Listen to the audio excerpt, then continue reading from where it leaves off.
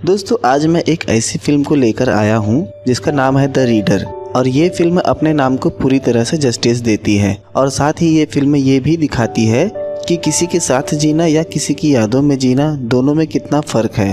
दोस्तों इस फिल्म को एक्सप्लेन करना काफ़ी मुश्किल था मेरे लिए। फिल्म में कुछ ऐसे खूबसूरत दृश्य हैं जो शब्दों में बयान करना काफ़ी मुश्किल है। फिर भी मेरी पूरी कोशिश होगी कि मैं आपको इस कहानी से जोड़ पाऊँ। तो चलिए फिल्म का एक्सप्लेनेशन शुरू करते हैं। साल 1995। फिल्म की शुरुआत जर्मनी के बर्लिन शहर से होती है। वहाँ हम माइकल को देखते हैं। माइकल पेशे से एक लॉयर है। उसके घर पर हमें एक महिला दिखती है। माइकल ने उसके साथ रात गुजारी थी। वो महिला कहती है क्या हम शाम कॉफ़ी पर चल सकते हैं, पर माइकल उसे मना कर देता है कि वो आज शाम अपनी बेटी से मिलने जा रहा है। वो आज ही अब्रॉड से आ रही है। वो महिला वहाँ से चली जाती है। फिर माइकल विंडो से देखने लगता है। वो अपने फ्लैशबैक में चला जाता है। जगह है वेस्ट जर्मनी का न्यूस्टैड शहर और साल है 1958। माइकल की उम्र सिर्फ 15 साल है। वो एक बस में बैठा है पर उसे सफोकेशन होने लगती है। तभी वो बस से उतर जाता है और बहुत तेज बारिश हो रही थी। माइकल की तबीयत ठीक नहीं थी। वो स्ट्रीट पर चलने लगता है और वो एक बिल्डिंग के नीचे रुक जाता है। तभी उसे उल्टियाँ होने लगती हैं। तभी वहाँ एक महिला आ जाती है जो कि उसी बिल्डिंग में रहती है। उसका नाम हैना है और वो पेशे से एक टिकट कंडक्टर है। वो माइकल को इस हालत में देखती है और फिर कपड़े से उसका मुंह साफ कर दी है। फिर माइकल रोने लगता है।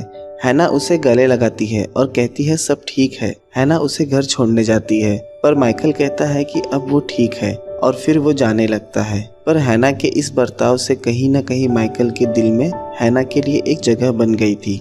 माइकल अपनी फैमिली के साथ लंच पर बैठा होता है। उसका एक भाई और 2 बहन भी हैं। सब माइकल के फीवर को लेकर आर्ग्यूमेंट करने लगते हैं। डॉक्टर आता है और माइकल का चेकअप करता है और बताता है कि सब ठीक है, ये एक स्कारलेट फीवर है, कुछ महीने रेस्ट करने पर चला जाएगा। 3 महीने बाद माइकल अपनी माँ से बताता है कि जब वो उस दिन बीमार था तो उसकी मदद एक महिला ने की थी। माइकल की माँ कहती है फिर तो तुम्हें उसके धन्यवाद के तौर पे फूल लेकर जाना चाहिए। माइकल फूल लेकर हैना के घर चला जाता है।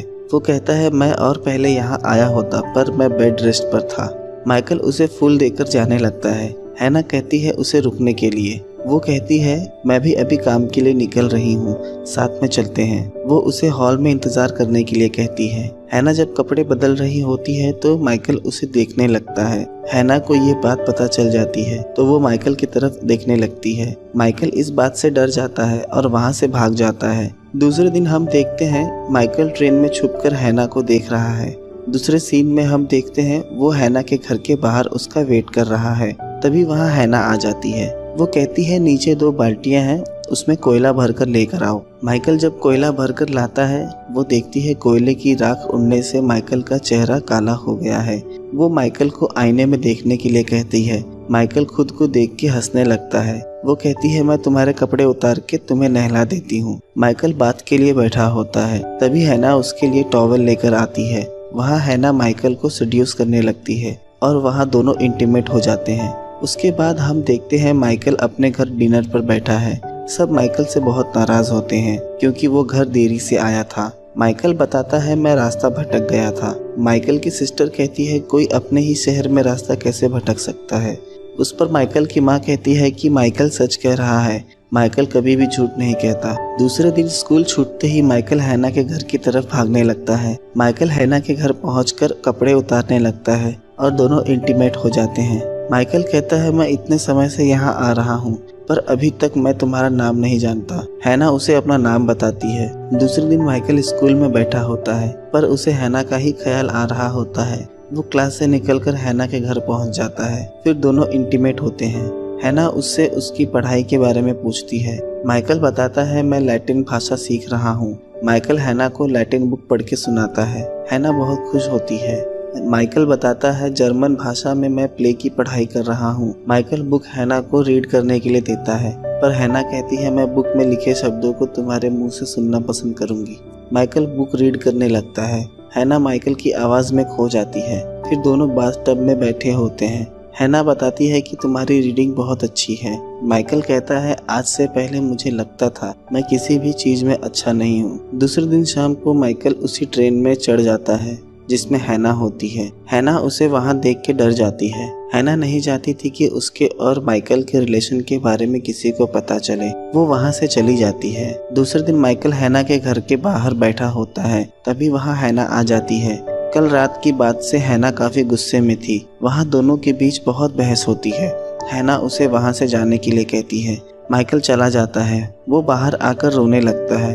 शायद हैना के उस बिहेवियर को समझने के लिए अभी माइकल की उम्र बहुत छोटी है। माइकल भीतर जाता है और हैना से माफ़ी मांगता है। वो बताता है कि आज से पहले वो किसी महिला के इतने करीब नहीं था और कहता है कि अब वो हैना के बिना नहीं रह सकता। हैना चुप होकर माइकल की बातें सुन रही होती है। माइकल की बातें सुनकर हैना का दिल भर आता है और वो उसे माफ़ कर देती है। माइकल अपने कपड़े उतारकर बेड पर बैठ जाता है। हैना कहती है, क्या आज तुम कोई बुक लेकर आए हो? माइकल कहता है, हाँ, आज सुबह ही मैंने बुक रख ली थी। हैना कहती है, सबसे पहले तुम मुझे बुक पढ़कर सुनाओगे, उसके बाद हम प्यार करेंगे। एक दिन माइकल जब किताब पढ़कर उसे सुना रहा होता है, हैना रोने लगती है। माइकल की आवाज़ में एक दर्द था जिसे सुनकर हैना अपने आंसू रोक नहीं पाती है। हम देखते हैं अब ये सिलसिला रोज चलने लगा था। माइकल हैना को किताब पढ़कर सुनाता है और फिर दोनों इंटीमेट होते हैं। एक दिन माइकल हैना को साइकिलिंग ट्रिप पर चलने के लिए कहता है। हैना के पूछने पर वो बताता है सिर्फ 2 दिनों के लिए है। हम देखते हैं माइकल काफी खुश था उस ट्रिप को लेकर। दूसरे दिन दोनों साथ में ट्रिप पर निकल जाते हैं। वहाँ माइकल और हैना एक रेस्टोरेंट में जाते हैं। माइकल हैना को मेन्यू कार्ड देता है और पूछता है क्या खाना है। हैना यहाँ वहाँ देखने लगती है। उसके चेहरे पर हमें एक घबराहट दिखती है। वो माइकल से कहती है, जो तुम्हें खाना है वही मेरे लिए भी ऑर्डर कर देना। खाने के बाद जब माइकल रेस्टोरेंट ओनर को पैसे देता है, वो कहती है, मैं उम्मीद करती हूँ कि तुम्हारी माँ को खाना पसंद आया होगा। माइकल हैना को जाकर उसके सामने ही किस करता है। माइकल शायद ये प्रूव करना चाहता था कि वो जिसके साथ है वो उसकी माँ नहीं है। हैना वहाँ लेक में स्विम कर रही होती है। माइकल उसे देख के कविता लिख रहा होता है। वो दोनों उस 2 दिनों के ट्रिप को काफी इंजॉय करते हैं। फिल्म की स्टोरी प्रेजेंट में आ जाती है। हम देखते हैं ओल्ड माइकल को। वो उसी कविता को पढ़कर स्माइल कर रहा है जो उसमें हैना के लिए लिखी थी। माइकल कोर्ट रूम जाने लगता है। जैसा कि माइकल एक वकील है तो आज उसे एक सुनवाई के लिए जाना है। कहानी फिर से फ्लैशबैक में चली जाती है। हम देखते हैं माइकल की क्लास में एक नई लड़की आई है, सोफी। वो माइकल को काफी पसंद करती है। आगे हम देखते हैं माइकल अपने दोस्तों के साथ बीच डॉक पर बैठा होता है। वो वहाँ से उठकर जाने लगता है। सोफी उसे रुकने के लिए कहती है पर माइकल नहीं रुकता। उसे हैना के घर जाना था। वहाँ वो हैना को किताब पढ़कर सुनाने लगता है। हैना उसकी आवाज़ में खोने लगती है। हैना के लिए माइकल की आवाज़ किसी नशे की तरह काम करती थी। दूसरे दिन हम देखते हैं हैना का सीनियर कहता है कि तुम्हारी वर्क रिपोर्ट बहुत अच्छी है, इसीलिए तुम्हें प्रमोशन मिला है। आज से तुम रेलवे ऑफिस में काम करोगी। पर हम देखते हैं हैना को इस बात से खुशी नहीं होती। दूसरे दिन हम देखते हैं सोफी और माइकल बीच पर होते हैं। सोफी बताती कि हम सब ने मिलकर तुम्हारे लिए एक बर्थडे सरप्राइज प्लान किया है। पर माइकल कहता है मैं नहीं आ सकता क्योंकि मैंने आज किसी से मिलने का वादा किया है। सोफी माइकल की बात से नाराज होकर वहां से चली जाती है। यहाँ हम देखते हैं हैना किसी बात को लेकर काफी परेशान है। माइकल के पूछने पर दोनों के बीच बहस शुरू हो जाती है। माइकल कहता है आज मैं यहाँ अपनी बर्थडे पार्टी छोड़कर आया हूँ और तुम्हारा बिहेवियर इस तरह का है। वो हैना को जबरदस्ती किस करने लगता है। हैना उसे स्लैप कर देती है। फिर दोनों एक दूसरे को माफ करके इंटीमेट होने लगते हैं। दूसरे दिन हम देखते हैं हैना घर छोड़कर हमेशा के लिए जा रही है। थोड़ी देर बाद माइकल वहां आता है। तब तक हैना जा चुकी होती है। इस बात से माइकल काफी दुखी हो जाता है। अब कभी भी उसका मन नहीं लगता। वो अपना ज्यादा समय अकेले ही बिताता है। स्टोरी फिर से प्रेजेंट में आ जाती है। हम ओल्ड माइकल को कोर्ट रूम में अकेले बैठा देखते हैं। तभी वहाँ उसका कलीग आकर कहता है आज तुम्हारी बेटी आ रही है। माइकल एक रेस्टोरेंट में जाकर अपनी बेटी जूलिया से मिलता है। माइकल का कुछ वक्त पहले ही डाइवोर्स हो गया था तो अब वो अकेले ही रहता है। माइकल जूलिया को घर छोड़ता है। स्टोरी पास्ट में चली जाती है। साल है 1966। वक्त गुजर गया है। माइकल अब हेडलबर्ग लॉ स्कूल में लॉ की पढ़ाई कर रहा है और माइकल वही स्कूल के हॉस्टल में रहता है। हम देखते हैं माइकल फ्रैंकफर्ट कोर्ट एक ट्रायल अटेंड करने आया है। माइकल अपने ग्रुप के साथ बैठा होता है। फिर कोर्ट में जज हैना स्मिथ का नाम अनाउंस करता है। माइकल हैना का नाम सुनते शॉक हो जाता है। वो जब देखता है जिस पर मुकदमा चल रहा है वो कोई और नहीं हैना है। हैना एसएस गार्ड में काम करती थी। वर्ल्ड वॉर 2 में SS guarding camp Nazi Germany द्वारा चलाया जाता था। वहाँ जीविश महिलाओं को प्रिजनर बनाकर रखा जाता था। हैना पर आरोप लगा था 300 जीविश महिलाओं को चर्च में बंद करके जिंदा जलाने का।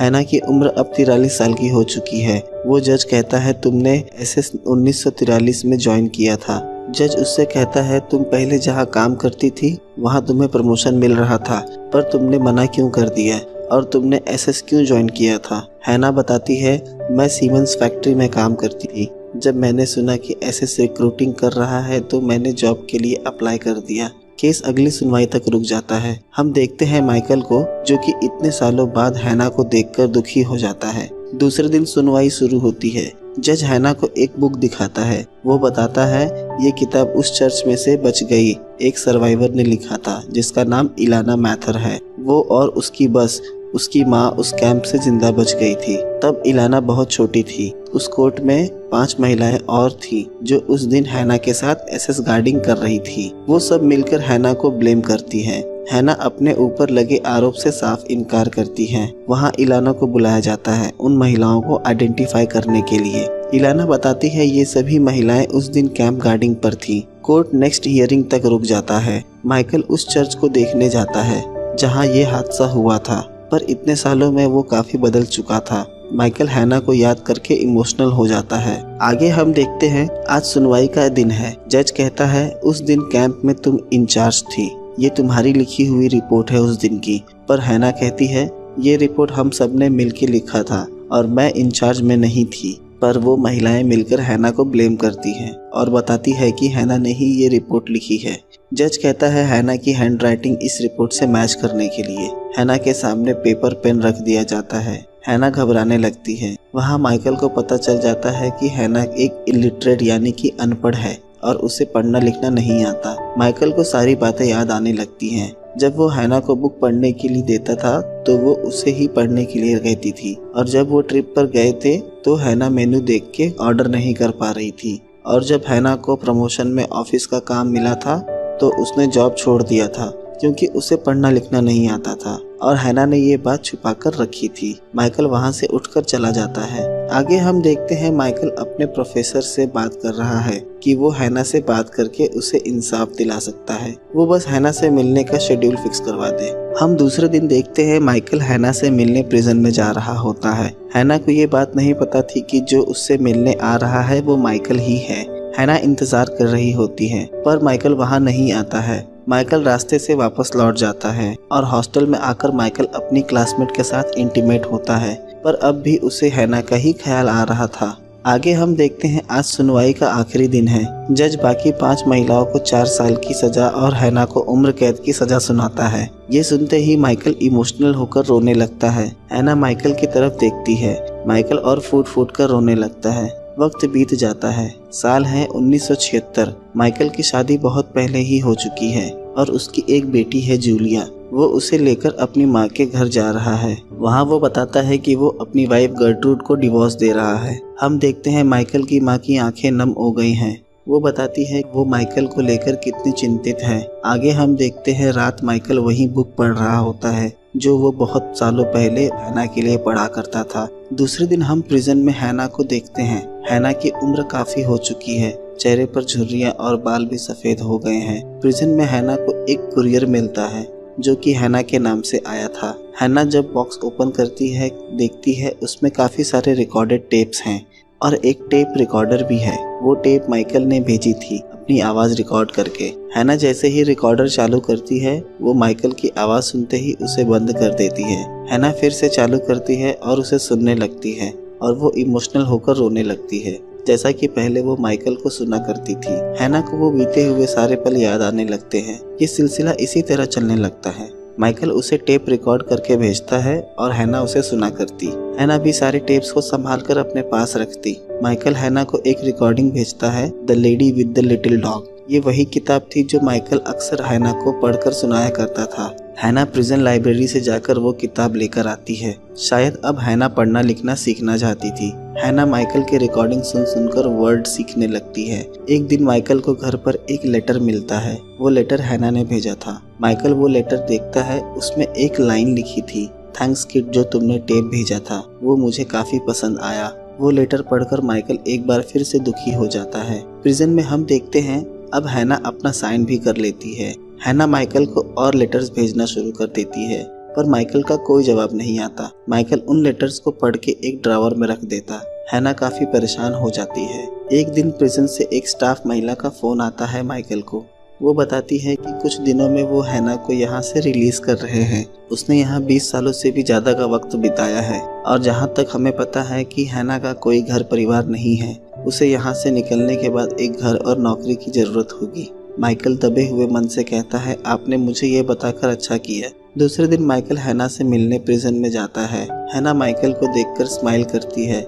माइकल बताता है, मेरा एक दोस्त है जो टेलर है, मैंने उससे बात कर ली है, वो तुम्हें नौकरी दे देगा और मैंने तुम्हारे रहने के लिए एक अपार्टमेंट का भी इंतजाम कर दिया है। हैना के पूछने पर वो बताता है कि उसकी शादी हो गई है और उसकी एक बेटी भी है, पर शादी ज्यादा दिनों तक चली नहीं। माइकल कहता है, क्या पास्ट से तुमने कुछ सीखा? हैना बताती है, हाँ, मैंने पढ़ना सीखा है। माइकल वहाँ से जाने लगता है। वो कहता है, मैं तुम्हें अगले हफ्ते लेने आऊँगा, तैयार रहना। हैना को माइकल की आंखों में उसके लिए पहले की वो तड़प, वो प्यार नहीं दिखता। इस बात से हैना दुखी हो जाती है। माइकल ने भी हैना की यादों में इतने साल काटे थे, अब वो फिर से उन्हीं जख्मों को दोबारा नहीं खुरीदना चाहता था। हम देखते हैं अगले हफ्ते माइकल हैना को लेने आता है, पर वार्डन बताती है कि कुछ दिन पहले ही उसने खुद को फांसी लगाकर सुसाइड कर लिया था। माइकल हैना के सेल में जाता है। वहाँ वो देखता है हैना ने दीवारों पर काफी लिखे हुए नोट्स चिपकाए थे। उसमें से एक नोट था the lady with the little dog, जो माइकल हैना के लिए पढ़ा करता था। माइकल वो नोट देखकर इमोशनल हो जाता है। वार्डन बताती है कि हैना ने माइकल के लिए एक मैसेज छोड़ा है, एक छोटी सी वसीयत। हैना ने डब्बे में कुछ पैसे रखे थे। हैना चाहती थी कि वो पैसे इलाना के बैंक में जमा कर दिए जाएं, जो कि उस ऐसे स्कैम की सर्वाइवर थी। माइकल सुनकर रोने लगता है। वार्डन उसे पैसे का वो डब्बा देती है। माइकल दूसरे दिन अमेरिका चला जाता है इलाना से मिलने। वहाँ वो इलाना को अपने और हैना के सीक्रेट रिलेशनशिप के बारे में बताता है। फिर वो इलाना को वो पैसे का डब्बा देता है, पर इलाना कहती है, मैं ये पैसे नहीं ले सकती, तुम इन पैसों को किसी जेविश ऑर्गेनाइजेशन को डोनेट कर दो, मैं ये टिन का डब्बा अपने पास रख लेती हूँ। माइकल की आंखों में हैना के लिए इतना प्यार देख के इलाना का भी दिल भर आता है। फिर माइकल इलाना को धन्यवाद देकर वहाँ से चला जाता है। फिल्म अब प्रेजेंट में आ जाती है। साल 1995। माइकल अपनी बेटी जूलिया को कार से कहीं लेकर जा रहा है। जूलिया के पूछने पर वो बताता है कि उसके लिए सरप्राइज है। माइकल गाड़ी को किसी कंट्री लेन साइड एक घर के बाहर रोकता है। वहाँ वो जूलिया को हैना का ग्रेव दिखाता है। जूलिया कहती है, कौन थी ये? माइकल जवाब देता है, मैं कितने वक्त से तुम्हें ये बताना चाहता था। जूलिया स्माइल करके बताने के लिए कहती है।